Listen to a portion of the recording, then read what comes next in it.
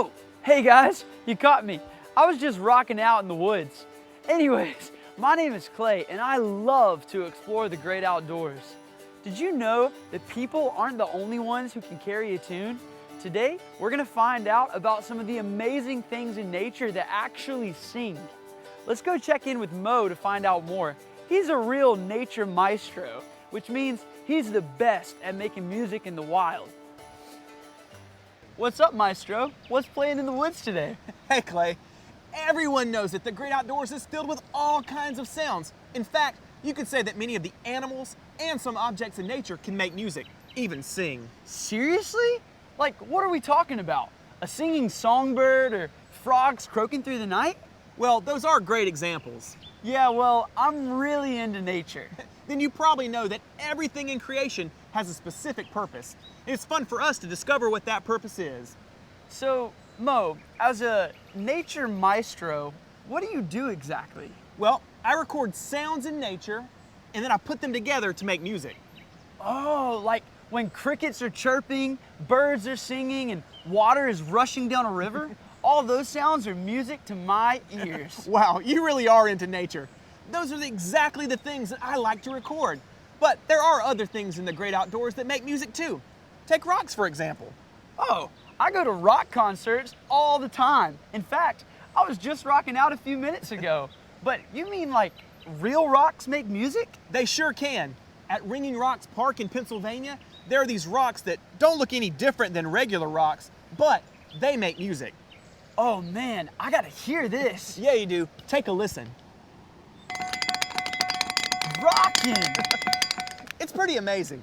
You see, when someone strikes these special rocks with a hammer, they ring like a bell. And each rock can produce a different sound based on its shape or size, or the way they're stacked on other rocks. That is so cool. So this may be a ridiculous question, but there's gotta be something more than just their appearance, right? Or will just any old rock do? Well, scientists think that the iron content of the rock is what's the source of their sound. I've been hoping to buy a drum set, but maybe I need a rock set instead. These rocks could take my performing gig to a whole nother level. We could go on the road. Well, Clay, the interesting thing is, these rocks lose their musical ability if they're taken away from the other rocks. That's not good. We need to keep the band together. Well, since you are the nature maestro, have you composed a piece of nature's music by playing these rocks? No, I haven't, but other musicians have. In fact, Dr. John J. Ott was the first person to arrange these rocks to play a concert. Wait, a real rock concert? Yep, a real rock concert. And he did this by hitting the rocks with a special steel hammer way back in 1890. But you know, there are also other ways that nature plays the song, like when the antelope squirrels get together with the toadfish. Is that what I've been hearing down by the water? It could be. Hey, do you want to head down there and record a special song for my new album? Only if you let me join in with the singing. You bet. All right, guys, I'm gonna go rock out with Mo the Maestro. Man, what an amazing place it is here in the great outdoors. So much to do and learn. But for now, rock on.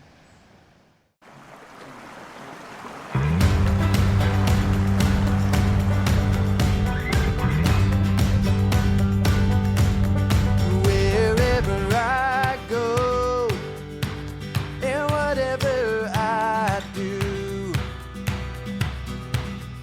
north, south, east, west, I wanna follow you.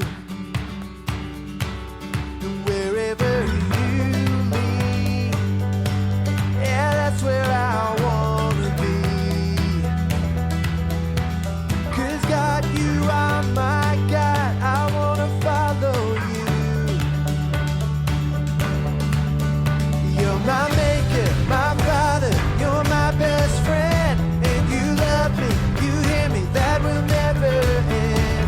I'll seek you, I'll find you, I'll give you my praise, and I will follow you all of my days, all my days. And wherever you lead, yeah, that's where I wanna be. 'Cause God, you are my God, I wanna follow you.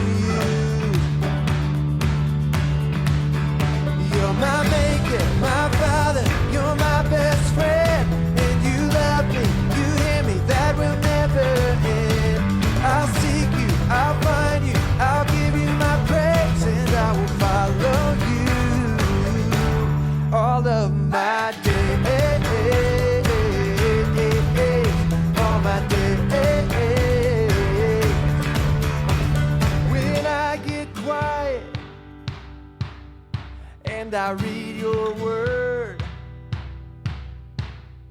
Open up my heart, I want to worship you. When I get quiet and I read your word, open up my heart, I want to worship you.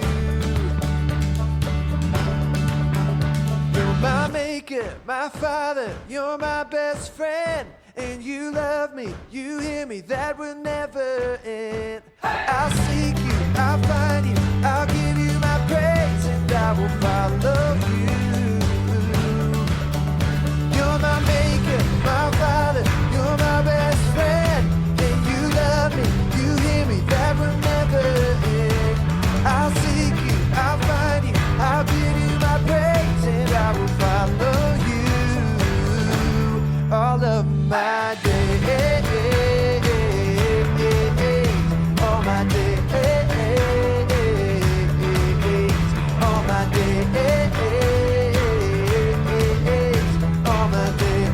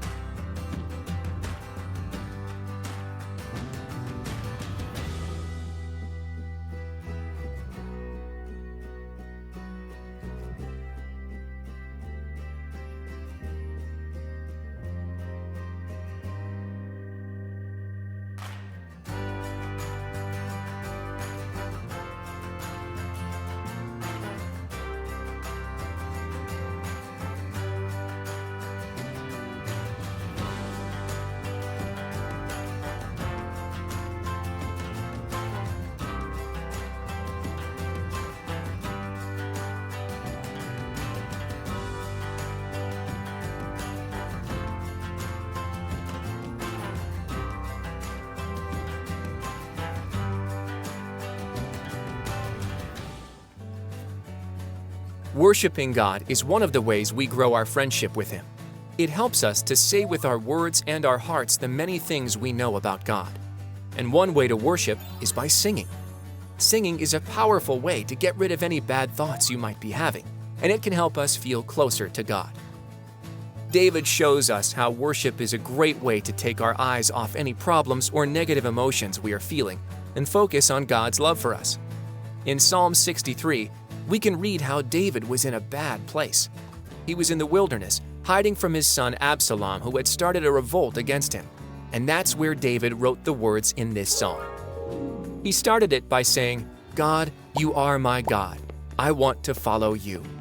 David told God how good he was and listed out the reasons he would think about God all day and night. He said, "I remember you when I'm lying in bed. I think about you through the night. You are my help. Because of your protection, I sing."